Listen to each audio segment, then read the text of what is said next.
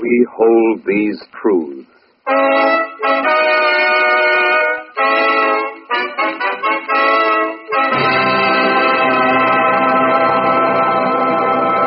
This is a program about the making of a promise and the keeping of a promise. This is a program about the rights of people. This is a program coming to you over the combined radio networks of the United States, bringing you the voices of Americans, bringing you the voice of the President of the United States. This is a program for listeners in all zones of continental time, for listeners on ships away from home, for listeners in uniform, for listeners on the American islands in the two great oceans. This is a program about the guarantee made to the people of America 150 years ago. A guarantee that has been kept through peace and war and peace and war. A guarantee we call the Bill of Rights.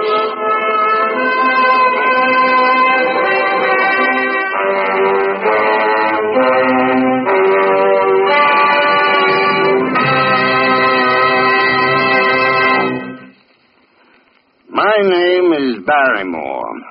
I'm one of several actors gathered in a studio in California near shores that face an enemy across an ocean now Pacific in name only. We're here tonight to join 130 million fellow Americans in praise of a document that men have fought for, that men are fighting for, that men will keep on fighting for as long as freedom is a strong word falling sweet upon the ear.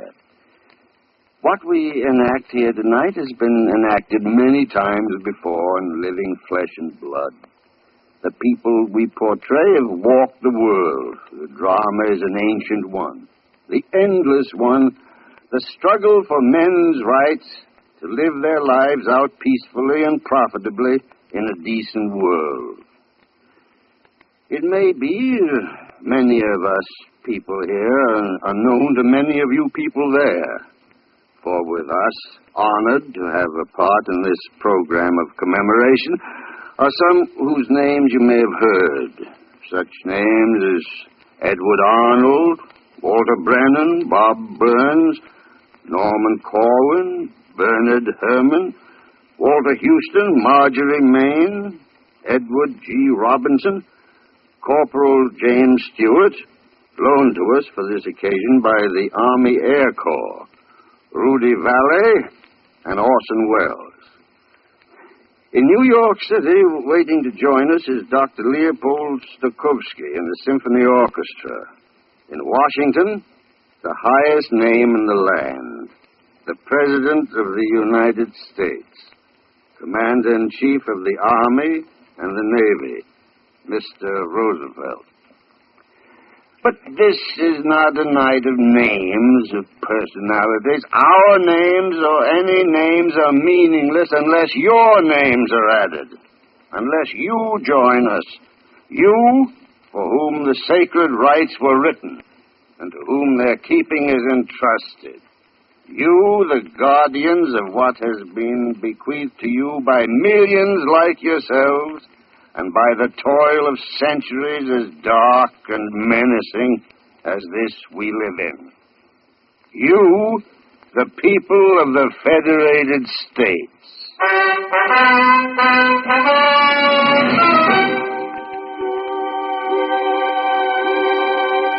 150 years is not long in the reckoning of the hill, but to a man it's long enough.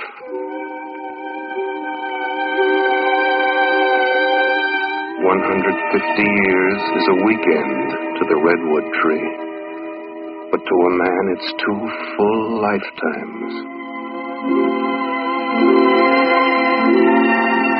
150 years is a twinkle to a star, but to a man it's time enough to teach 6 generations what the meaning is of liberty, how to use it, when to fight for it. Have you ever been to Washington, your capital? Been there lately? Well, let me tell you, it's a place of buildings and of boom and bustle, of the fever of emergency, of workers working overtime, of windows lighted late into the night. It's a handsome city, proud of its sturdy name, proud of the men who stopped there and made decisions, proud of its domes and lawns and monuments. Of course, Washington is like some other cities you've seen. It has streetcars, haberdashery, newsstands, coffee shops, and slums. At busy intersections, there are neon traffic signs which, when the light's against you, say, "Don't walk." And when the light changes, walk. It's a tourist city, which is proper when you think how much of history a busy guide can cover in a day, and when you realize that the District of Columbia belongs to all the people of the states. The tourists know that here their voices have been heard from clear back home, that here their votes are put to work. The tourists go to see the sights they've seen in 1,000 pictures of, sights so famous and familiar that they're thrilled to find they look, well, they look just like they thought they looked. Washington Monument, for example, or the Lincoln Memorial, where the seated and relaxed Abe Lincoln sits between two mighty murals of plain words, his own words. With firmness in the right, as God gives us to see the right, let us strive on to finish the work we are in, to do all which may achieve and cherish a just and lasting peace among ourselves and with all nations. The city moves on busily outside the monument. The tourist goes to see the Capitol, the White House, the museums, sees all about him, statues and inscriptions, more sayings than he's ever seen in his life before. They're wise sayings, profound sayings. At the Union Station, for example. A man must carry knowledge with him if he would bring home knowledge. Samuel Johnson. The Archives Building. What is past is prologue. The Supreme Court. Justice, the guardian of liberty. But one of the best is in the Library of Congress. The noblest motive is the public good. Bertram.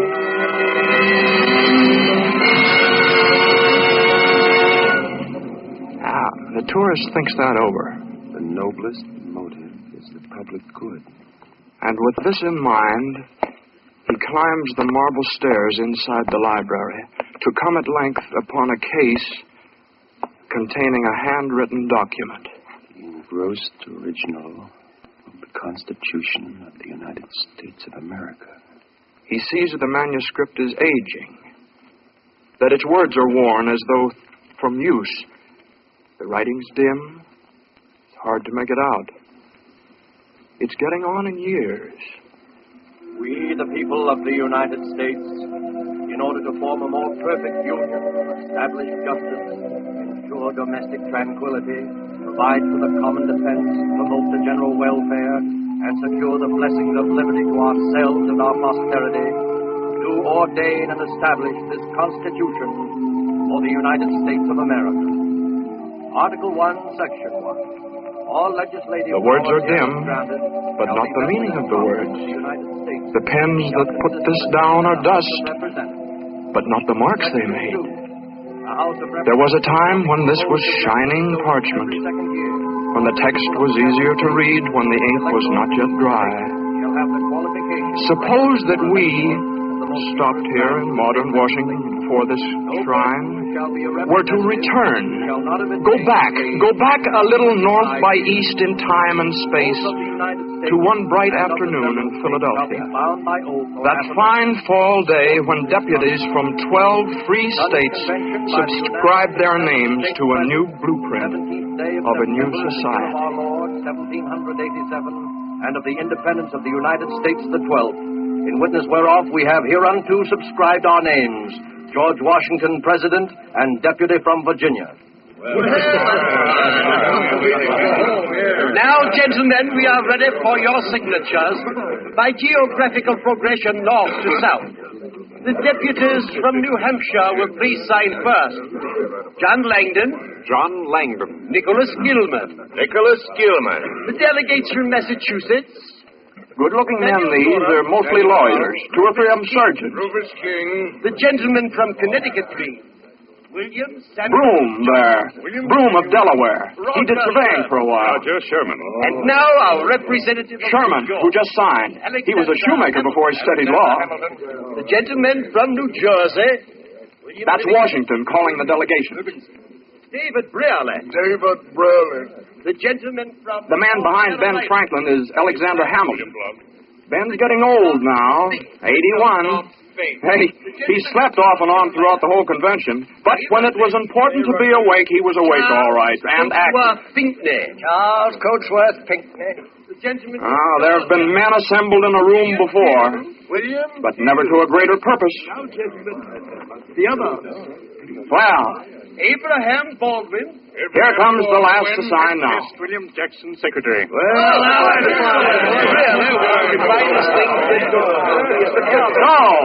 So, the Constitution has been drafted, signed, and presently will be submitted to the states for their approval. Now, the convention's all relaxed now. There are handshakes, felicitations. Is everybody happy? Will they celebrate, do you suppose? Will Rufus King go home to Boston and be welcomed by a welcoming committee from the city? Will appreciative Virginians hoist James Madison on their shoulders and parade him through the streets, shouting, "Father of the Constitution"? Will a thumping band march up and down the town making a noise like this?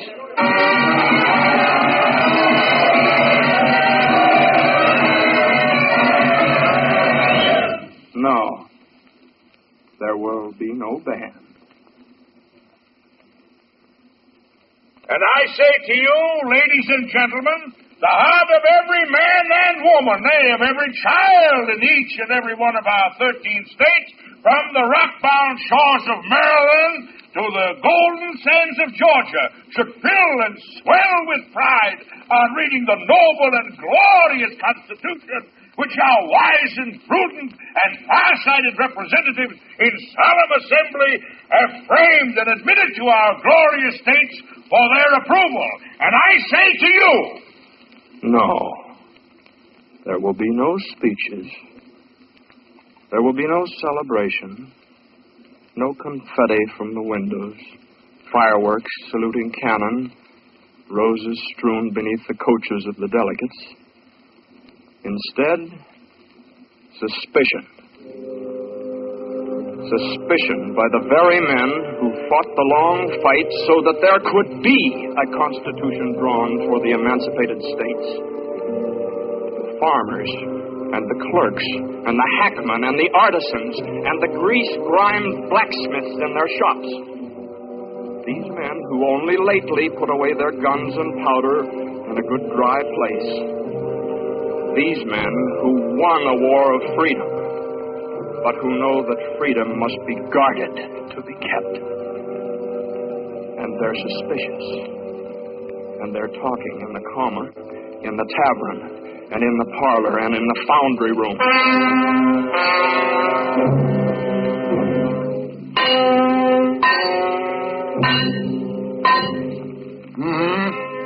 All right, what else does it say? Well, that covers it. That's the whole thing. Constitution. I don't like it. Why? Come here with me. Come over at the door. See that spire? Yes? That's a church I go to. Well, what about it? I like it. I'm a God-fearing man. I want to keep on going there. Well? Don't want anybody telling me I have to pray his way. Well, who'd think of doing that? It's been done. Happened often. You ever hear of state religion? Yes. Bad. I don't like it. Don't think we should have it. Well, we haven't got it. Nothing in that thing you read me guarantees we won't get it.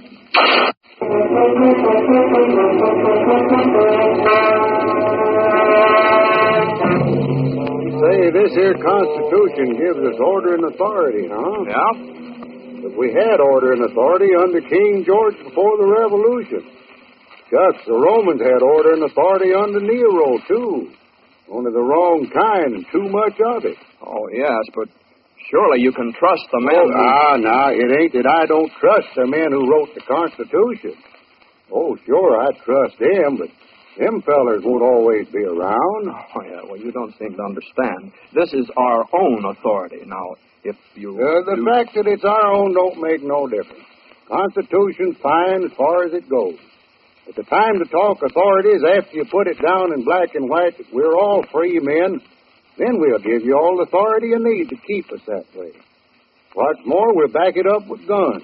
That fair enough? Now, the way you talk, you'd think that... The way I talk, I think it all depends on who's handing out authority. Whether it's to keep men slaves or keep them free.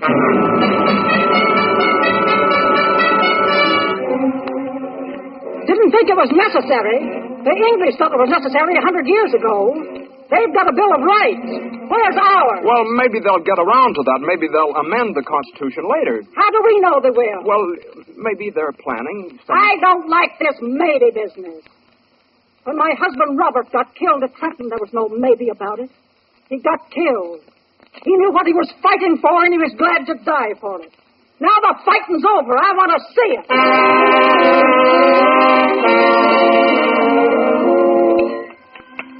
I don't know, Jerry. Sometimes I wonder whether you use your head for anything else than to keep your ears apart. I got my opinion, and I stick to it. The Constitution looks good to me. I don't think it needs no adding to. Hand me that brick there. It's a foundation, that's what it is. Sure, it's a foundation. That's just what I'm talking about. But do you build the foundation and then go away and not build the house? Do you clear the woods and then let the ground go barren? Piffle. The way you argue. Piffle, eh? Is that all you can say? Hand me that brick there. What's the hurry? Give them time. It's not an easy job to get a new country running right. That's just the point. It's a lot easier to get it running wrong. Rights, man. Can't you get that through your head? Why shouldn't rights be written into the Constitution just as much as rules on how to meet and when to vote and how much a senator should get paid? Not they alone. Not only little men like they, whose names escape us, whose names will never be recalled. The men who left their bloody footprints in the snows of Pennsylvania and buried their comrades in a clearing back of a clump of evergreens. The little men who took it, gave it, stuck for the duration, saw it through. Not they alone are doubters, wondering and grumbling, no. There are big names, too. Names now bandied on the tongue, but later to be lustrous, later to be sainted. Tom Jefferson, George Mason, Jimmy Madison, Pat Henry. Now, take Jefferson, for instance. You know what he says? Bill of Rights is what the people are entitled to against any government on earth.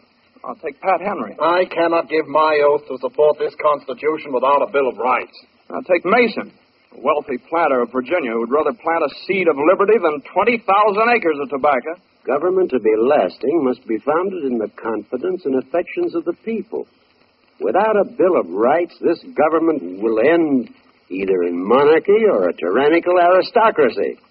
This Constitution has been formed without the knowledge of the people, and it is not proper to say to them, take this or nothing. Well, then, the Constitution is in peril. This document, so handsomely engrossed in Philadelphia, there are doubts about it and suspicions. Will the states approve of it? Approve by ratifying? Will they throw it out? Or will they ratify providing certain changes will be made? The writing's fresh, still fresh upon the parchment. The text is clean, the ink is bold, the meaning clear. Only the worth of the Constitution is uncertain. All the points, the articles, the regulations are well put, but will they be well taken? The states decide. Not one man, two men, three men, but the states united. They decide What says South Carolina? We ratify but offer 4 amendments. What says Massachusetts, where she stands? We ratify but offer 9 amendments. New Hampshire, you. We ratify but propose 12 amendments. Rhode Island. We ratify but 21 amendments, please. North Carolina. 26 amendments and the Declaration of Men's Rights. Virginia. We ratify but we're suggesting 29 amendments and a Bill of Rights. New York. 33 amendments in full pages read, and we ratify.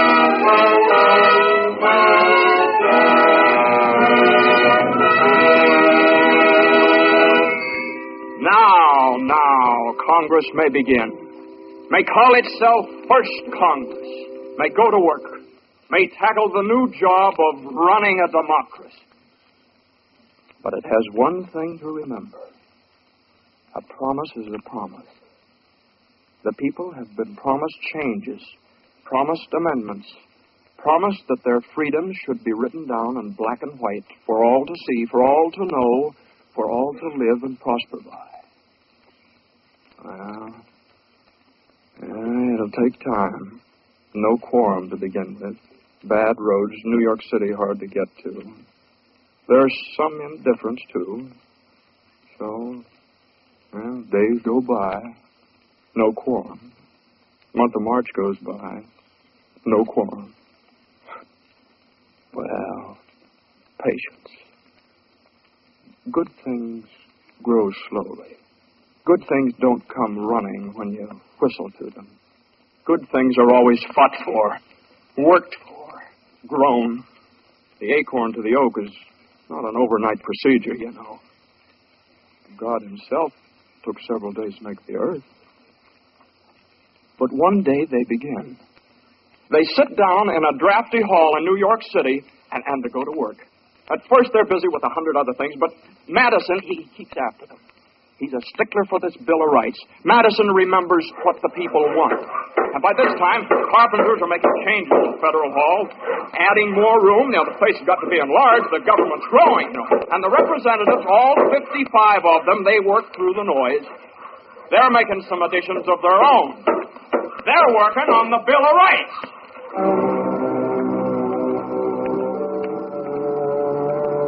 Do you think 55 representatives of the American people sat in a hall in New York City, in a drafty hall, and made up Articles of Freedom? Do you think the congressmen from 13 states made up those freedoms out of their own heads, debated there, deliberated there, without assistance, all by themselves, from their own experience? Oh, no. They had much help. From many nameless and unknown, from dust in quiet places, from broken bones deep in the earth, deep in forgotten earth, mixed with the empty clay, from bleeding mouths, burnt flesh, cropped ears, from numberless and nameless agonies. The delegates from dungeons, they were there. I said that men were born equal. That is all I said. The delegates from ashes, at the bottoms of the stakes, they were there. The king did not approve. The gallows delegates, whose corpses lifted gently in the breeze, they too. The exiled wanderers, the Christians killed for being Christians, Jews for being Jews, the Quakers hanged in Boston town. They made a quorum also. Prisoners, we are prisoners. The murdered men, the lopped off hands, the shattered limbs, the red welts where the whiplash bit into the back. Must you know what they said? Must you know how they argued? Must you be told the evidence? The silent testimony of the raised? Must it be told verbatim? Listen then! That was an argument for an amendment. That was a speech in favor of an article of freedom. That betrayed the passage of a Bill of Rights. How much of all this must be told to be believed? Must it be drawn on diagrams? X marks the spot where decency was last observed. The dotted line shows how the victim staggered. The arrow points to blood. The headsman, he was there in Federal Hall. The man who turned the ratchets on the rack. He sat in the assembly, too. Nero was there. Caligula, King Philip, Torquemada, Cotton Mather, all the tyrants and the martyrs who had gone before. Sat quietly, unseen among the representatives. Read from their memoirs, expert testimonies, found their ways into the records and between the lines. All the long and bloody history of fanaticism, murder in the name of God, torture in the name of love, crucifixion in the name of safety to the crown. My God, my God. He, too, sat in the Congress. The mild man with the scars in his hands and feet where the spike went through. He was a consultant in the business at hand. Had he not died because the rulers of a realm denied free speech? Was he not nailed up on a cross between two thieves because his preachments were considered treason? He, the Son of God, was he not executed over an issue of the rights of man? Make no mistake about it. He was there.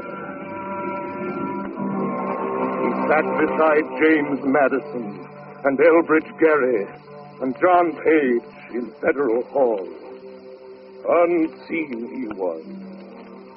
The men of Congress were collaborated with. They added up the gains and losses, and the brave words spoken, and the brave songs sung. They weighed the drawn and quartered flesh. They took into account the hemlock and the crucifix, the faggot and garrote. And then they framed amendments to the Constitution out of the agonies, out of the crisscrossed scars of all the human race. They made a Bill of Rights for their own people, for a new, a willful, and a hopeful nation.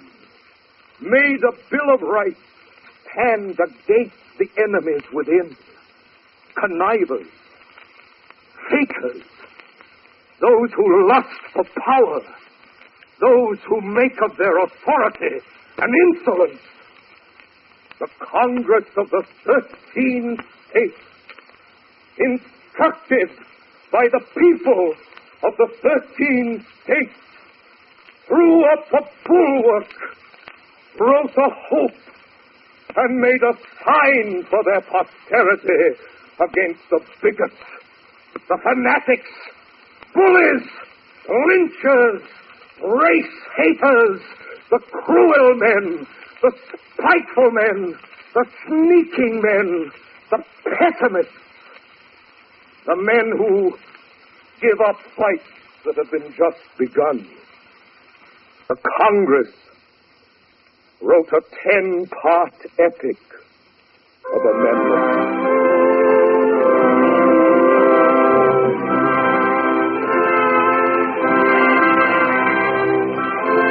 Amendment 1. Congress shall make no law regarding an establishment of religion or prohibiting the free exercise thereof, or abridging the freedom of speech, or of the press, or of the right of the people peaceably to assemble, and to petition the government for a redress of grievances. Mr. Speaker. Mr. Redburn. I move this amendment be accepted in its present form without qualification. These are the voices of Virginians. They are debating Congress's amendment on this mild December afternoon, this 15th of December, 1791, debating in the State Assembly in the capital of Richmond. Only one more state is needed now to ratify. Just one more state and the amendment becomes law. The victory is close at hand. Virginia likes these articles. Virginia, the home of Washington and Jefferson, of Madison and Mason. Virginia has fought to win these rights for many years, has waited for this day. This is December the 15th, 1791. Virginia will ratify the Bill of Rights today, and freedom will take hold, take root, begin to burgeon in the rich earth of America. Today, the 15th of December.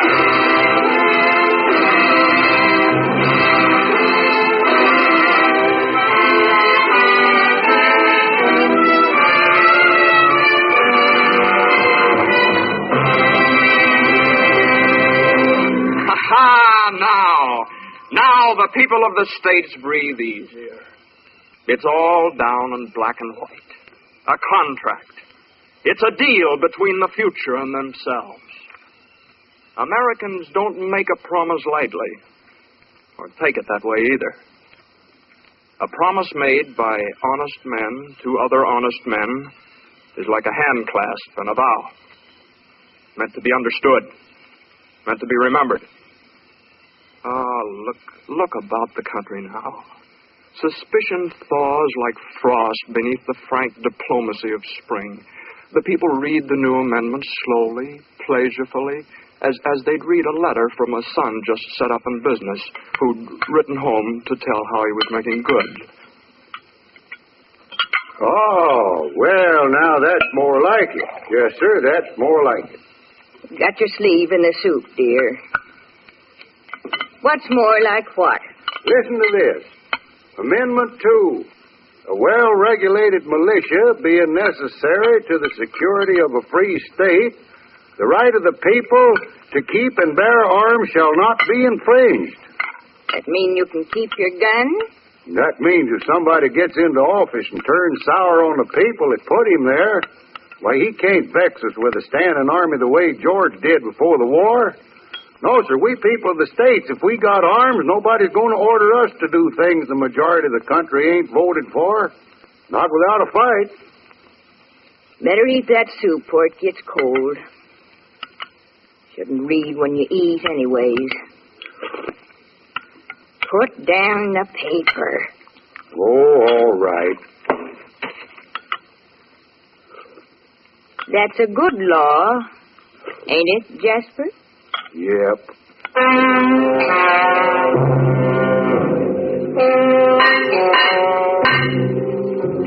Go on reading it. Why'd you stop? Well, how can you hear me when you're hammering? Concentration. Go on. Amendment 3. No soldier shall in time of peace be quartered in any house without the consent of the owner, nor in time of war, but in the manner to be prescribed by law. Gives me elbow grease just hearing things like that. Makes the old hammer handle easier. The way this sounds, you'd think we was expecting another war. In a time of war, this says. Why, I thought we'd just been all through that a little while ago. Why, the more these amendments make us free, the more they'll be hated by those who don't want freedom because it spoils their game. Think nobody's going to try and break us up because we're united and agreed? Some people just ornery that way. Wouldn't surprise me none if we had to fight more wars. Why, you mean to say we're maybe going to have to fight all over again to keep our independence? Well, I hope it don't get to be a habit. I hope it does. Pretty good habit to get into, fighting for your rights. Always somebody waiting for a chance to steal valuables. And if freedom ain't a valuable, I don't know what is. Yeah, well. Go on, read some more. Amendment 4. The rights of the people to be secure in their persons, homes, papers, and effects against unreasonable searches and seizures shall not be violated, and no warrant shall issue but upon probable cause supported by oath and affirmation and particularly describing the place to be searched and the person or things to be seen.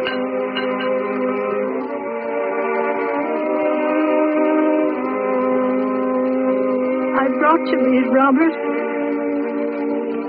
I grew them myself inside the house. Don't smell much, but they're awful pretty.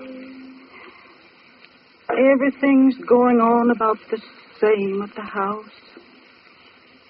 Except I'm a year older since I was here last. Guess you don't have to worry anymore, Robert. Guess you can rest in peace now. Looks like it's going to be all right. They didn't trick you, Robert. Looks all right. The voices of Americans in Maryland, in Pennsylvania, Connecticut, the Carolinas, Georgia. Up and down the little seaboard nation, the voices of Americans together now. Together in a new way, in a strange new way, a way men had never lived together in before. Proud men, unsuspicious, trusting men. They're fighting over, and they're living just begun.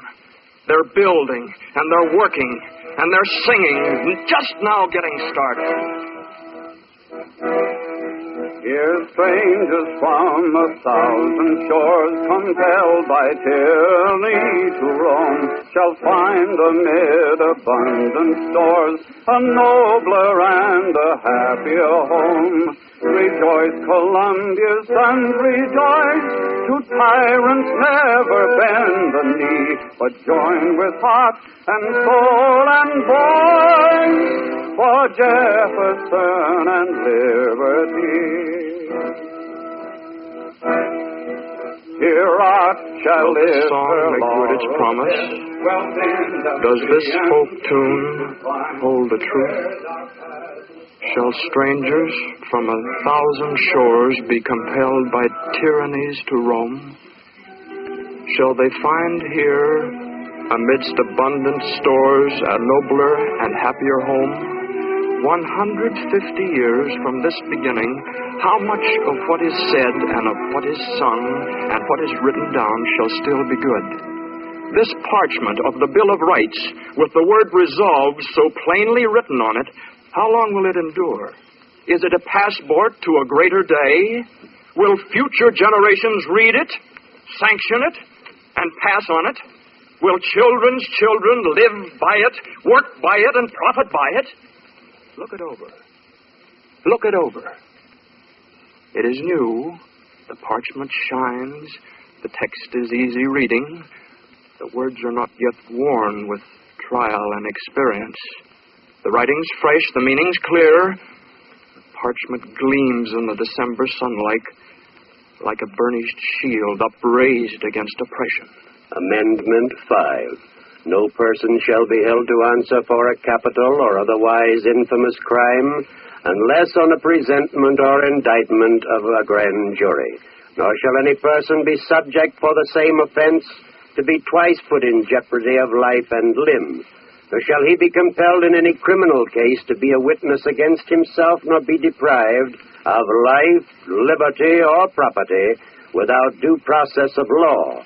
Nor shall private property be taken for public use without... Let's go ahead 150 years from now. Let's rush headlong, unstopping down the corridors of time. Let's go ahead to 1941. The writing dims. The parchment cracks and curls up at the edges. The splotch of time is on it. And now it's in a case in Washington, D.C. It's in a case behind a pane of special glass protecting it from the light. You see that tourist bending over it there? He's trying hard to make out the writing. He's tracing the rights of persons accused of crime. Amendment 6. In all criminal prosecutions, the accused shall enjoy the right to a speedy and public trial by an impartial jury of the state and district where the crime shall have been committed. which district shall have been previously ascertained by law, and to be informed of the nature and cause of the accusation, to be confronted with the witnesses against him, to have compulsory process for obtaining witnesses in his favor, and to have the assistance of counsel for his defense. Where does this tourist come from? Oh, maybe from a place undreamed of when the Bill of Rights was born. A land as far away from Federal Hall as Europe. Oh, California. What lies tonight between that place and here? 4 dozen states without a yard of fenced-in border. 130 million people. People working, people resting up to work some more. People working in a mighty unison to prosecute a war.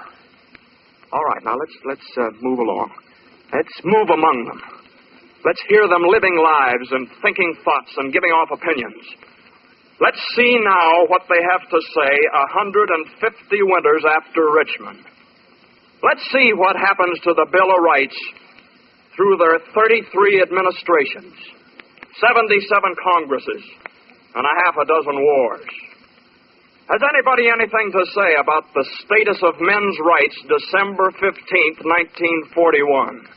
I have something to say, if you don't mind. I'm in jail tonight, but I'm joining in your celebration and cheering as hard as anybody else.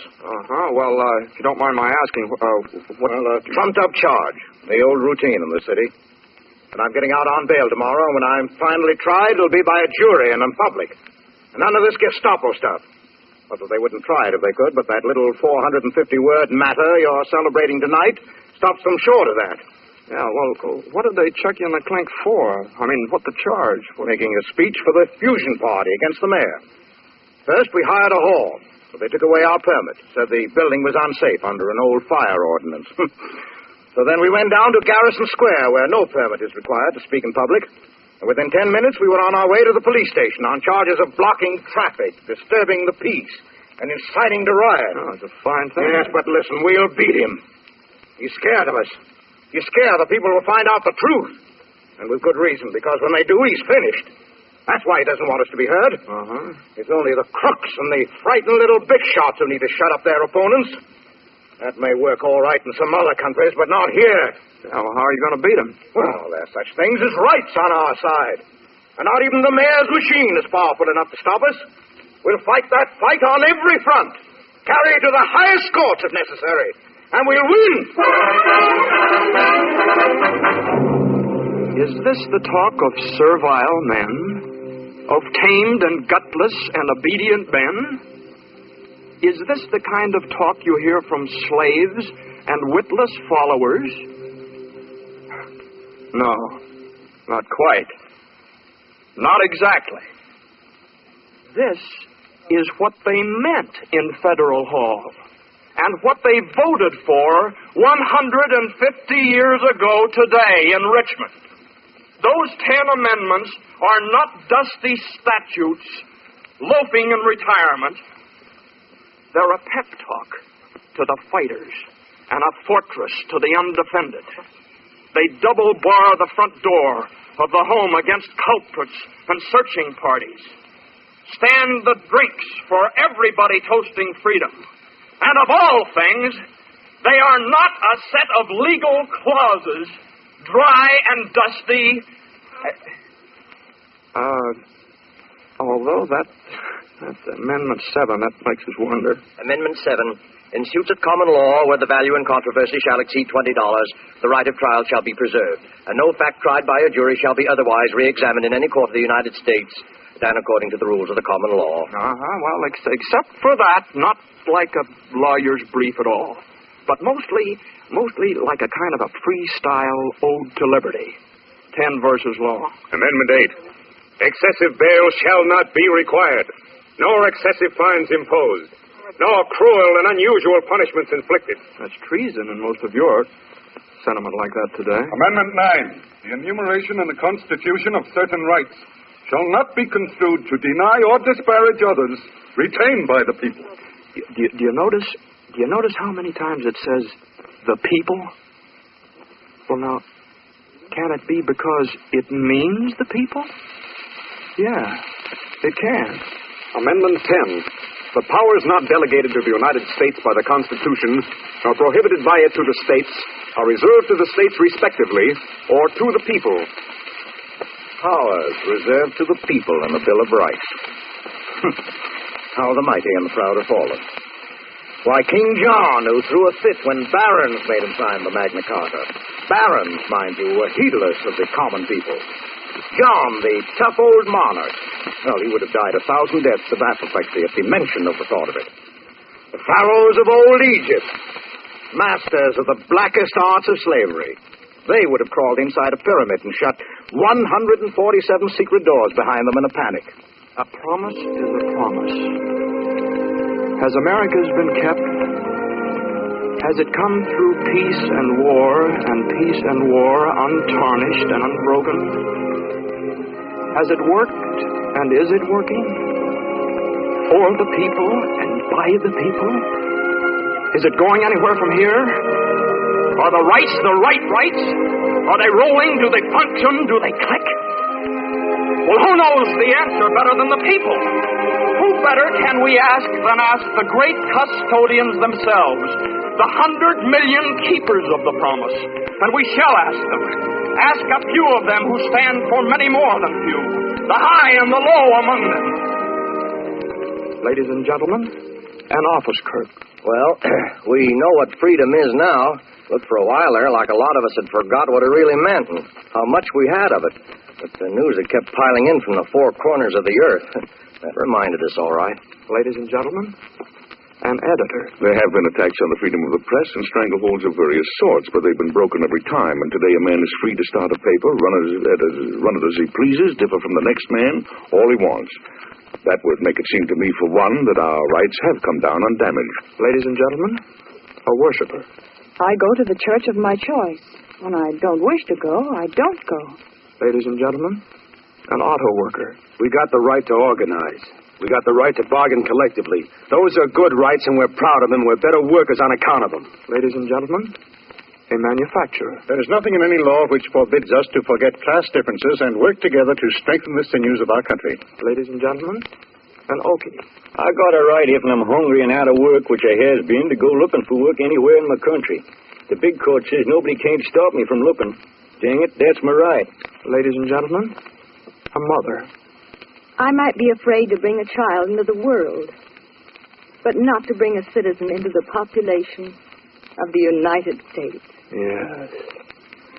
And from men beneath the rocking spars of fishing boats in Gloucester, from the vast tenancy of busy cities, roaring with the million mingled sounds of work, from towns spread thinly through the Appalachians, from the assembly lines, the forges spitting flame, the night shifts in the mines, the great flat counties of the prairie states, from the grocers, from the salesmen, from the tugboat pilots and the motor makers, affirmation, yes, united proudly in a solemn day, knit more strongly than we were 150 years ago this day.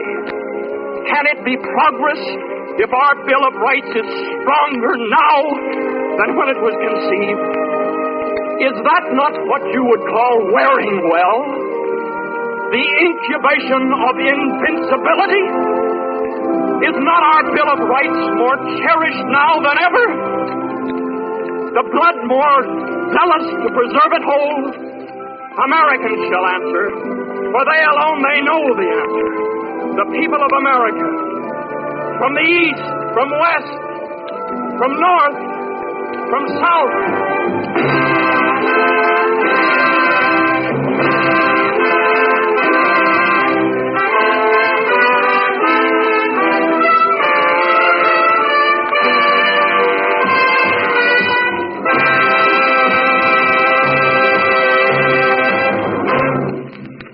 Ladies and gentlemen, the President of the people of the United States. Free Americans. No date in the long history of freedom means more to liberty-loving men in all liberty-loving countries than the 15th day of December, 1791.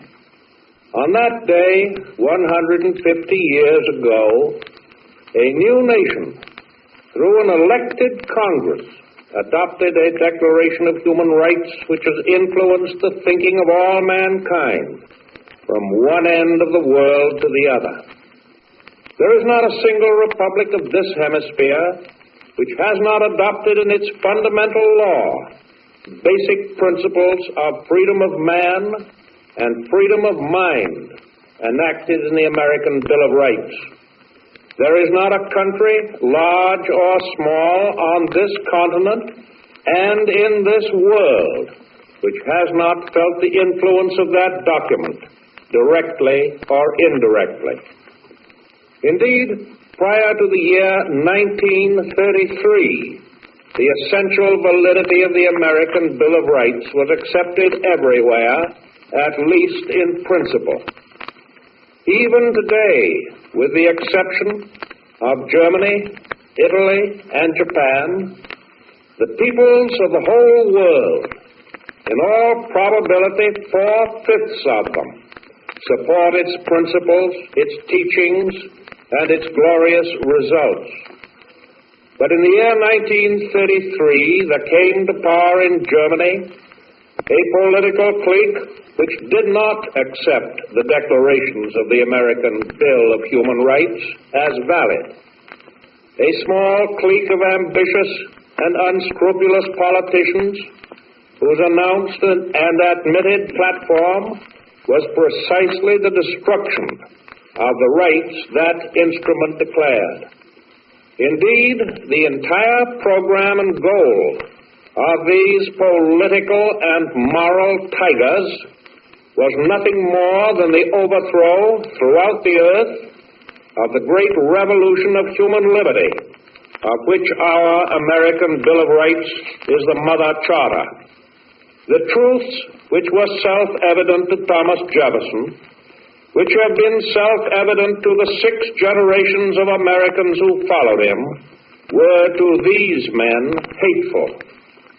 The rights to life, liberty, and the pursuit of happiness, which seemed to the founders of the Republic, and which seemed to us inalienable, were to Hitler and his fellows empty words, which they proposed to cancel forever.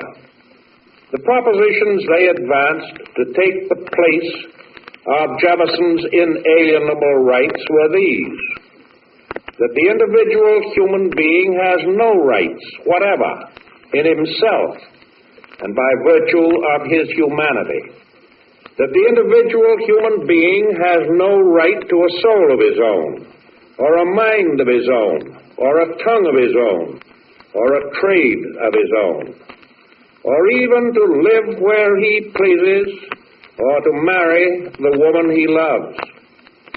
That his only duty is the duty of obedience, not to his God, not to his conscience, but to Adolf Hitler, and that his only value is his value not as a man, but as a unit of the Nazi state. To Hitler, the ideal of the people as we conceive it, the free, self-governing, and responsible people, is incomprehensible. The people, to Hitler, are the masses, and the highest human idealism is, in his own words, that a man should wish to become a dust particle of the order of force which is to shape his universe. To Hitler, the government as we conceive it is an impossible conception. The government to him is not the servant and the instrument of the people, but their absolute master and the dictator of their very act. To Hitler, the church as we conceive it is a monstrosity to be destroyed by every means at his command. The Nazi church is to be the national church, a pagan church, absolutely and exclusively in the service of but one doctrine, one race, one nation. To Hitler, the freedom of men to think as they please and speak as they please and worship as they please is, of all things imaginable, most hateful and most desperately to be feared. The issue of our time, the issue of the war in which we are engaged, is the issue forced upon the decent, self-respecting peoples of the earth by the aggressive dogmas of this attempted revival of barbarism. This proposed return to tyranny, this effort to impose again upon the peoples of the world doctrines of absolute obedience, of dictatorial rule, of the suppression of truth, of the oppression of conscience, which the free nations of the earth have long ago rejected. What we face is nothing more nor less than an attempt to overthrow and to cancel out the great upsurge of human liberty, of which the American Bill of Rights is the fundamental document, to force the peoples of the earth, and among them the peoples of this continent and this nation, to accept again the absolute authority and despotic rule from which the courage and the resolution and the sacrifices of their ancestors liberated them many, many years ago. It is an attempt which could succeed only if those who have inherited the gift of liberty had lost the manhood to preserve it. But we Americans know that the determination of this generation of our people, our generation to preserve liberty, is as fixed and certain as the determination of that earlier generation of Americans was to win it. We will not, under any threat or in the face of any danger, surrender the guarantees of liberty our forefathers framed for us in our Bill of Rights. We hold with all the passion of our hearts and minds to those commitments of the human spirit. We are solemnly determined that no power or combination of powers of this earth shall shake our hold upon them. We covenant with each other before all the world that having taken up arms in the defense of liberty, we will not lay them down before liberty is once again secure in the world we live in. For that security we pray. For that security we act, now and evermore. Ladies and gentlemen, you've just heard the President of the United States speaking from the White House in Washington, D.C. Our national anthem.